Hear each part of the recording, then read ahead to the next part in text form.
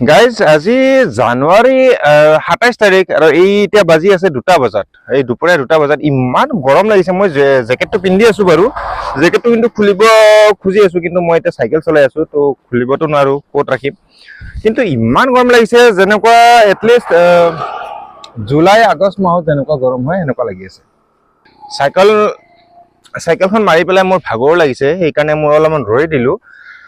কিন্তু এনেকুৱা গৰম আপুনি জেনুইনলি কমেণ্টত জনাবচোন, আপোনাৰ সঁচাকে গৰম লাগিছে নেকি? এনেকুৱা গৰম দিনৰ নিচিনা গৰম লাগিছে নেকি? এতিয়া চাওক, এতিয়া জানুৱাৰী মাহত যদি এনেকুৱা গৰম হয় আৰুতো আহিব আছে, মাৰ্চ এপ্ৰিল আহিব আছে, আৰু জুলাই আগষ্টৰ আৰু মেইন মাহ। এই দেখিছে এনেকুৱা মানুহবোৰে এতিয়া হাফ চলাই পিন্ধি আছে। তো মেইন গৰম যদি মাহবোৰ আহি পায় তো কেনেকুৱা গৰম হ'ব, মানুহ থাকিব কেনেকে? এতিয়া ভাবিবলৈ ভয় লগা হৈছে। আৰু ৰ'দটো বাপৰে বাপ, ৰ'দটো চাব লগা হ'লে একেবাৰে ভয়ংকৰ একেবাৰে।